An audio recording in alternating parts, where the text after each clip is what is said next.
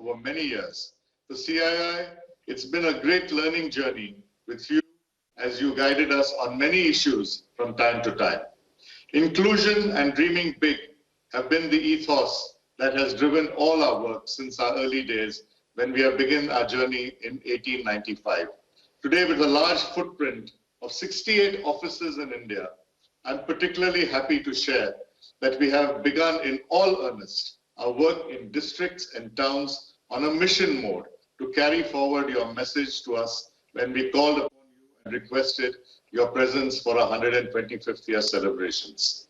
The lockdown period was also an opportunity for us to connect at many districts to help in compliance and relief work.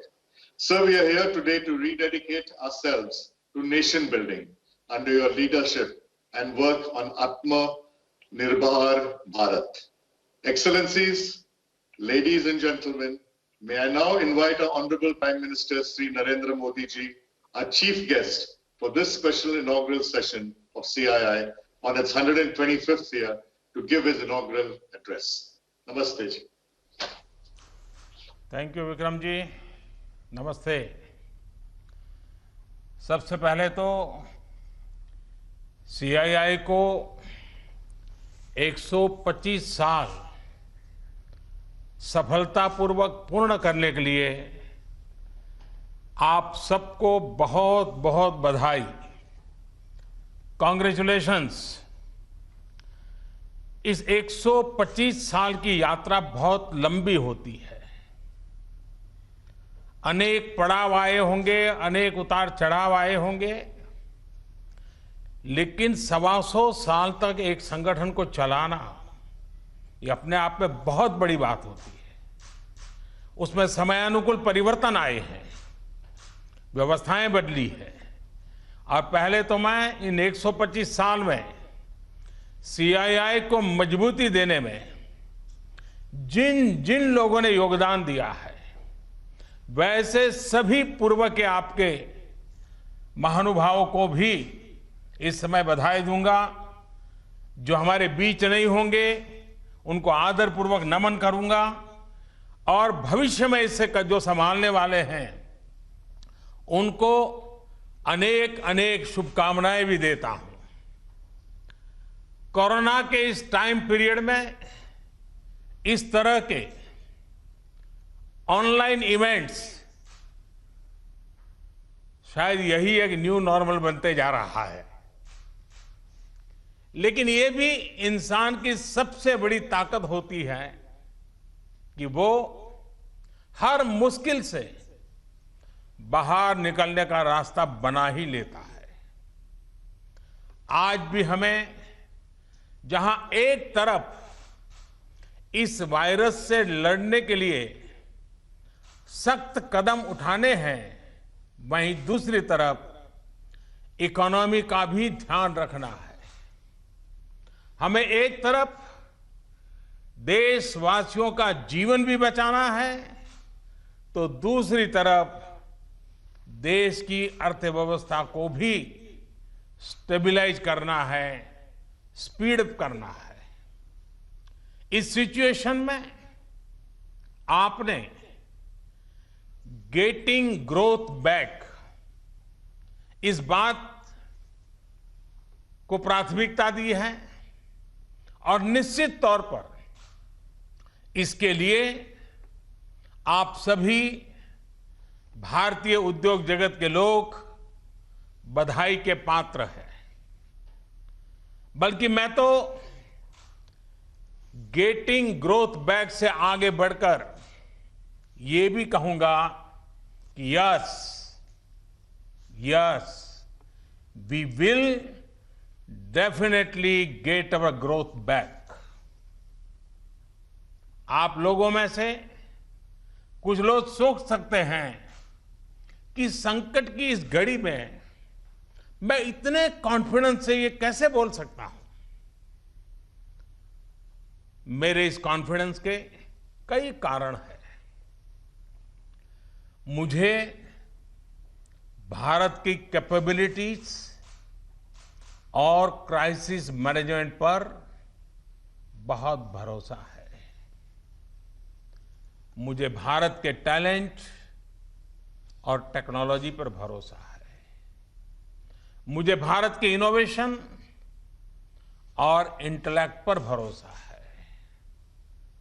मुझे भारत के farmers, SMEs, entrepreneurs पर भरोसा है और मुझे भरोसा है इंडस्ट्री के लीडर्स पर, आप सभी पर।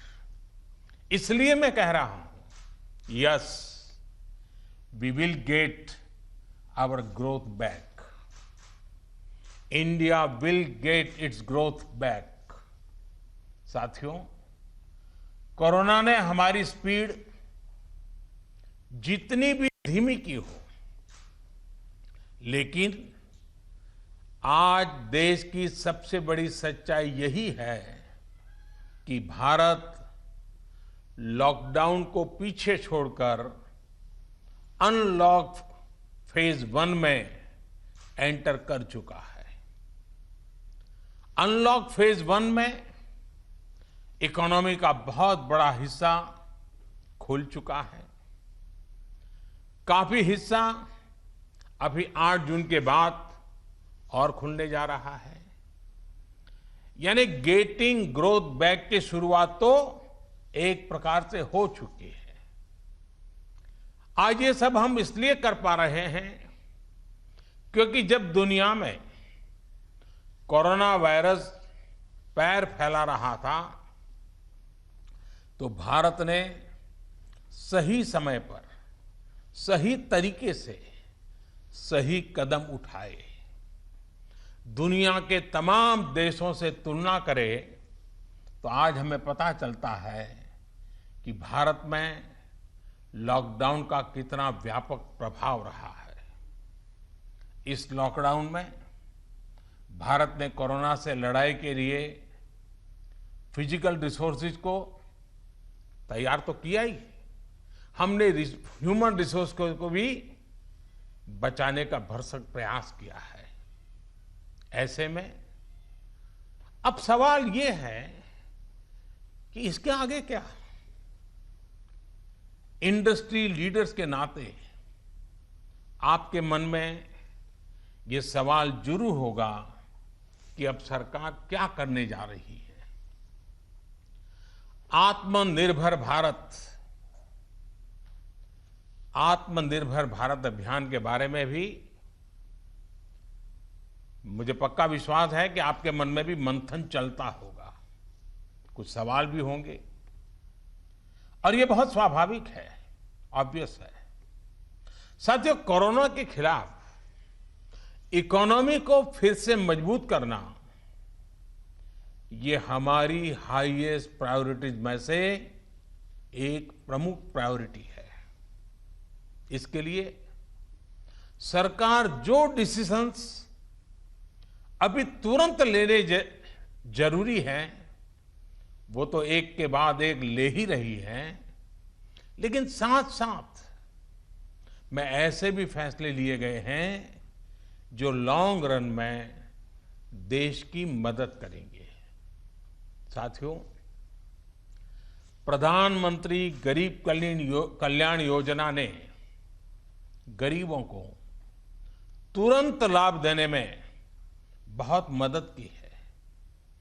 इस योजना के तहत करीब 74 करोड़ बेनिफिशियरीज, उनके घर तक राशन पहुंचाया जा चुका है। प्रवासी श्रमिकों के लिए भी फ्री राशन पहुंचाया जा रहा है। इसके अलावा अभी तक गरीब परिवारों को 53,000 करोड़ रुपीस, यानी 53,000 करोड़ रुपए से ज्यादा की फाइनेंशियल असिस्टेंस दी जा चुकी है। महिलाएं हो, दिव्यांग हो, बुजुर्ग हो, श्रमिक हो, हर किसी को इससे लाभ मिला है। लॉकडाउन के दौरान सरकार ने गरीबों को 8 करोड़ से ज्यादा गैस सिलेंडर उनके घर तक मुफ्त में पहुंचा दिया है। इतना ही नहीं, प्राइवेट सेक्टर्स के करीब 50 लाख एम्प्लॉयज के खाते में 24% ईपीएफ कंट्रीब्यूशन भी सरकार ने किया है। इनके खाते में करीब 800 करोड़ रुपए जमा कराए गए हैं। साथियों, भारत को फिर से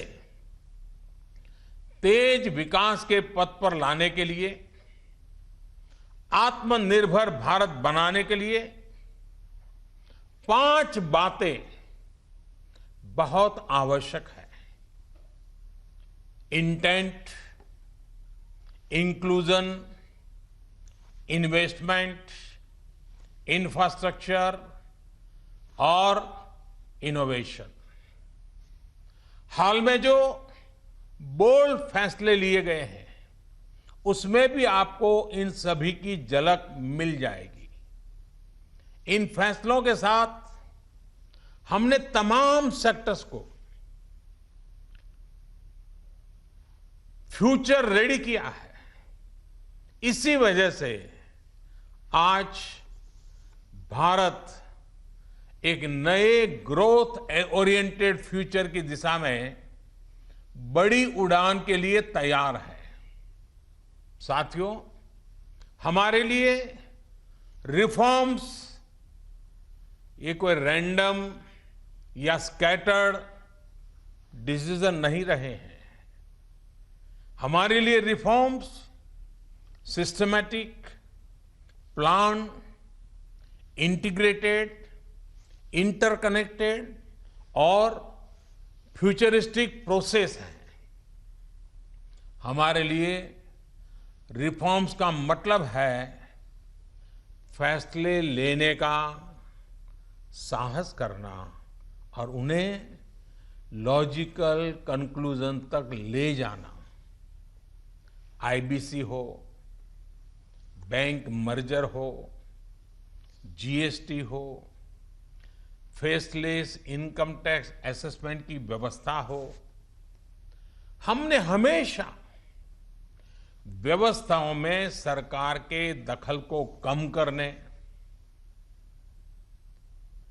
और मैंने तो लाल किले पर भी कहा था कि लोगों से, जिंदगी से सरकार को जितना हम कम कर सकते हैं हम करना चाहते हैं।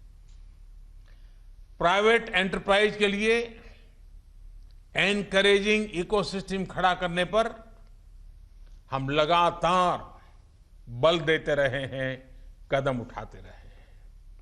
इसी वजह से सरकार आज ऐसे पॉलिसी रिफॉर्म्स भी कर रही है जिनकी देश ने एक प्रकार से उम्मीद भी छोड़ दी थी।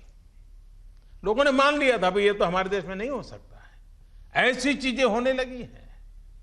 अगर मैं एग्रीकल्चर सेक्टर की बात करूं तो हमारे यहां आजादी के बाद जो नियम कायदे बने उसमें किसानों को बिचौलियों के हाथों में छोड़ दिया गया था। किसान कहां फसल बेच सकता है, कहां नहीं बेच सकता है, इस तक के नियम बहुत सख्त थे। किसानों के साथ दशकों से हो रहे अन्याय को दूर करने की इच्छा शक्ति हमारी सरकार ने दिखाई है। एपीएमसी एक्ट में बदलाव के बाद अब किसानों को भी उनके अधिकार हासिल होंगे। किसान अब जिसे चाहे, जहां चाहे और जब चाहे अपनी फसल अपनी शर्तों पर, किसान की शर्तों पर वो फसल बेच सकते हैं। अब कोई किसान अपनी फसल देश के किसी भी राज्य में ले जाकर बेच सकता है। पहले तो इस पर भी बंधन थे। साथ ही वेयरहाउसेस में रखे अनाज या एग्रीकल्चर प्रोडक्ट्स अब इलेक्ट्रॉनिक ट्रेडिंग के जरिए भी बेचे जा सकते हैं। आप कल्पना कर सकते हैं इससे एग्री बिजनेसेस के लिए कितने नए रास्ते खुलने जा रहे हैं। साथियों, इसी तरह हमारे श्रमिकों के कल्याण को ध्यान में रखते हुए रोजगार के अवसरों को बढ़ाने के लिए लेबर रिफॉर्म्स भी किए जा रहे हैं। जिन नॉन स्ट्रेटेजिक सेक्टर्स में प्राइवेट सेक्टर को इजाजत ही नहीं थी, उन्हें भी खोला गया है। आपका ध्यान इस पर भी गया होगा कि सबका साथ, सबका विकास, सबका विश्वास के रास्ते पर चलते हुए हम वो फैसले भी ले रहे हैं जिसकी मांग बरसों से हो रही थी। साथियों, दुनिया का तीसरा वो देश जिसके पास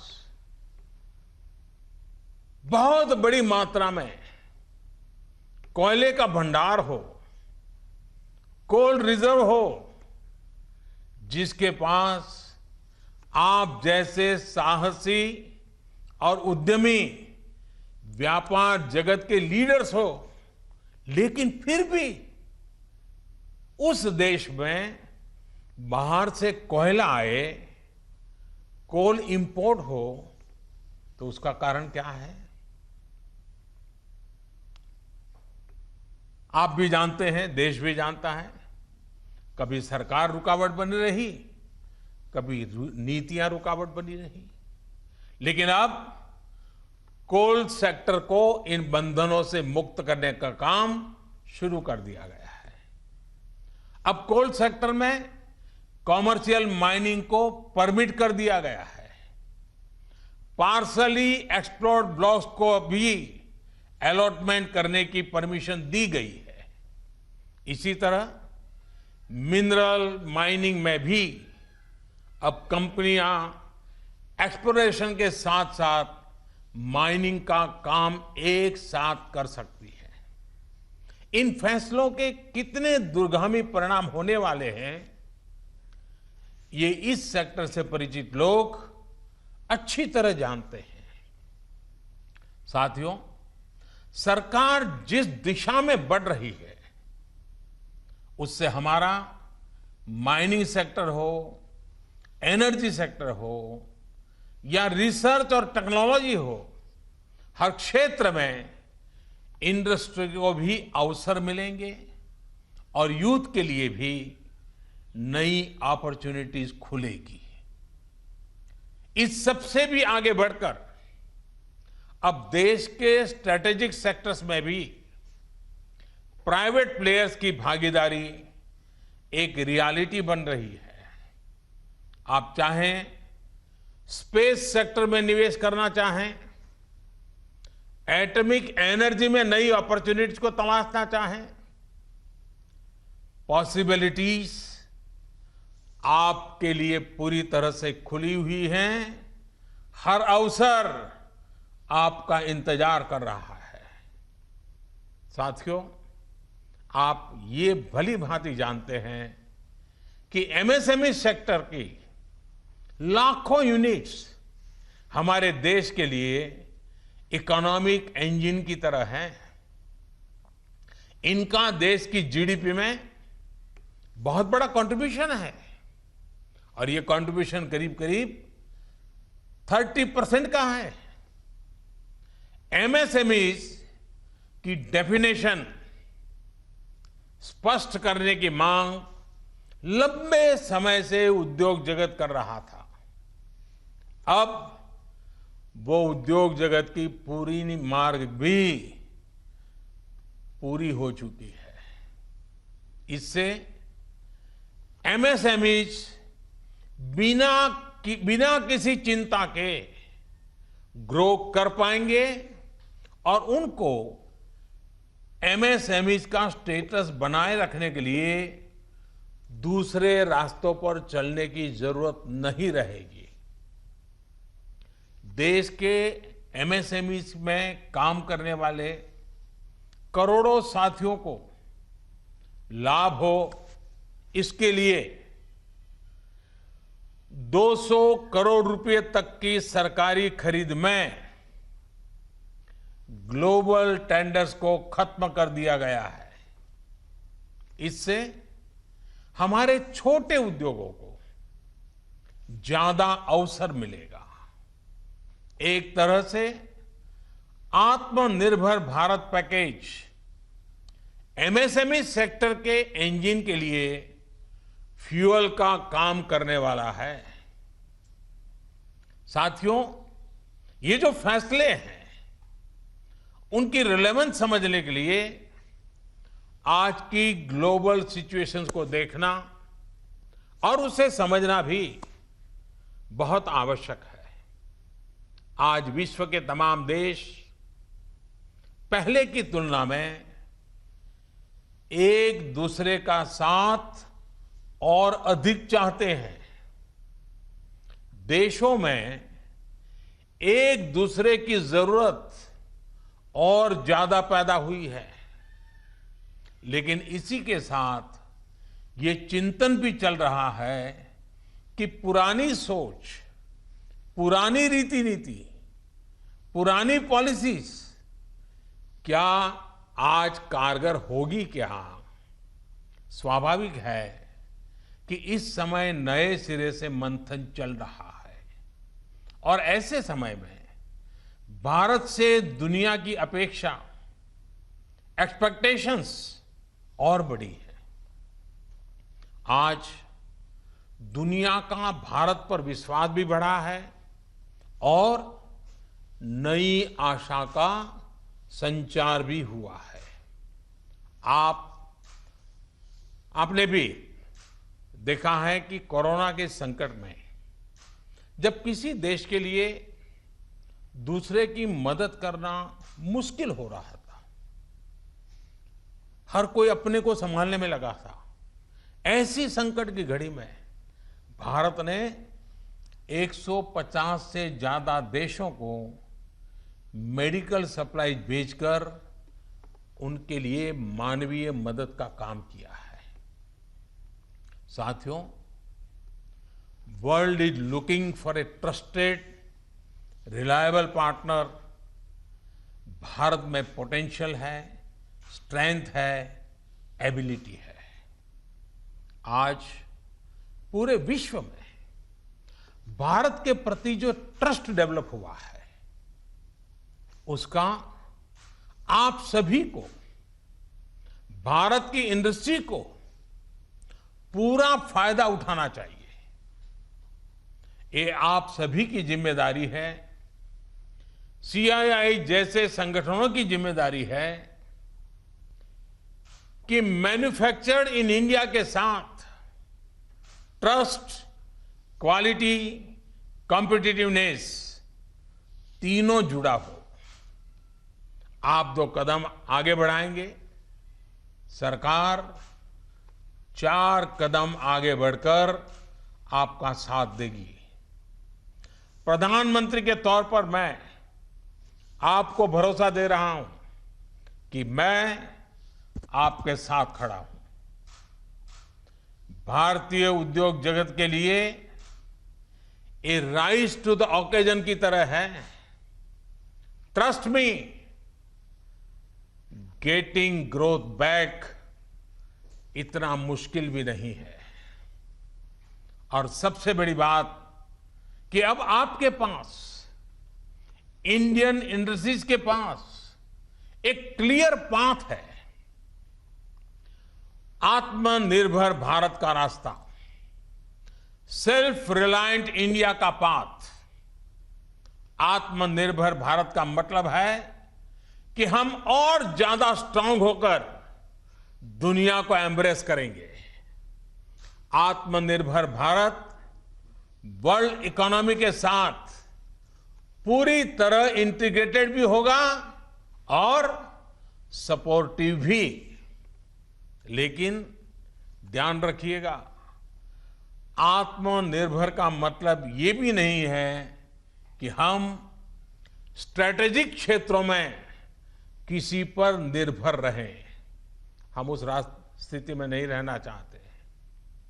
it is about creating strong enterprise in India. Enterprises that can become global forces. It is about generating employment. It is about empowering our people to come out and create solutions that can define the future of our country. हमें एक ऐसी robust local supply chain के निर्माण में invest करना है जो global supply chain में भारत की हिस्सेदारी को स्ट्रेंथन करे। इसी अभियान में सीआईआई जैसी दिग्गज संस्था को मुझे लगता है आपको भी पोस्ट कोरोना नई भूमिका में आगे आना होगा। अब आपको चैंपियंस ऑफ इंडिजिनस इंस्पिरेशंस बनकर आगे आना है। आपको डोमेस्टिक इंडस्ट्रीज की रिकवरी को फैसिलिटेट करना है, नेक्स्ट लेवल ग्रोथ को आसिस्ट करना है, सपोर्ट करना है। आपको इंडस्ट्री को, अपने मार्केट को ग्लोबली एक्सपांड करने में मदद करना है। साथियों, अब जरूरत है कि देश में ऐसे प्रोडक्ट्स बने जो मेड इन इंडिया हो, मेड फॉर द वर्ल्ड हो। कैसे हम देश का आयात कम से कम करें, इसे लेकर क्या नए लक्ष्य तय किए जाएं, उस पर सोचने की जरूरत है। हमें तमाम सेक्टर्स में प्रोडक्टिविटी बढ़ाने के लिए अपने टारगेट तय करने ही होंगे। यही संदेश मैं आज इंडस्ट्री को देना चाहता हूं और देश यही अपेक्षा भी आपसे रखता है। साथियों, देश में मैन्युफैक्चरिंग को, मेक इन इंडिया को रोजगार का बड़ा माध्यम बनाने के लिए आप जैसे तमाम इंडस्ट्री के संगठनों से चर्चा करके ही कई प्रायोरिटी सेक्टर्स की पहचान की गई है।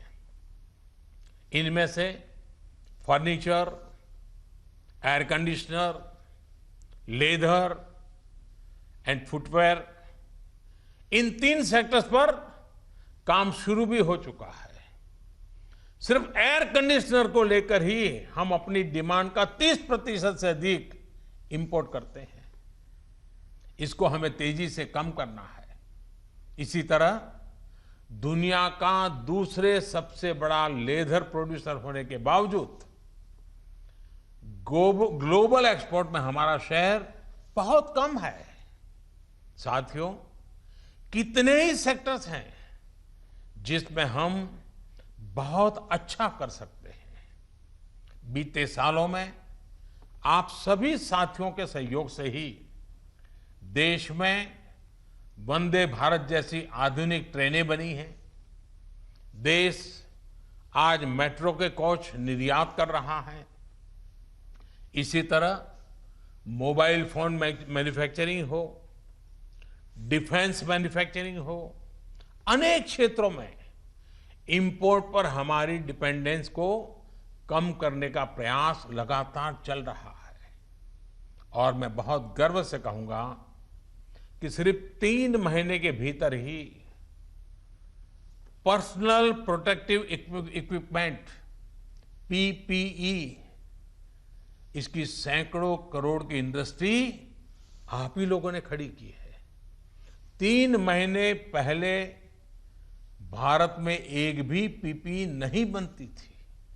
आज भारत एक दिन में 3 लाख पीपीई किट बना रहा है, तो ये हमारे उद्योग जगत का ही सामर्थ्य है। आपको इसी सामर्थ्य का इस्तेमाल कर हर सेक्टर में आगे बढ़ना है। मेरा तो सीआईआई के तमाम साथियों से ये भी आग्रह है कि रूरल इकोनॉमी में इन्वेस्टमेंट और किसानों के साथ पार्टनरशिप का रास्ता खुलने का पूरा लाभ आप लोगों ने उठाना चाहिए। अब तो गांव के पास ही लोकल एग्रो प्रोडक्ट्स के क्लस्टर्स के लिए जरूरी इंफ्रास्ट्रक्चर तैयार किया जा रहा है। इसमें सीआईआई के तमाम मेंबर्स के लिए बहुत अपॉर्चुनिटीज है।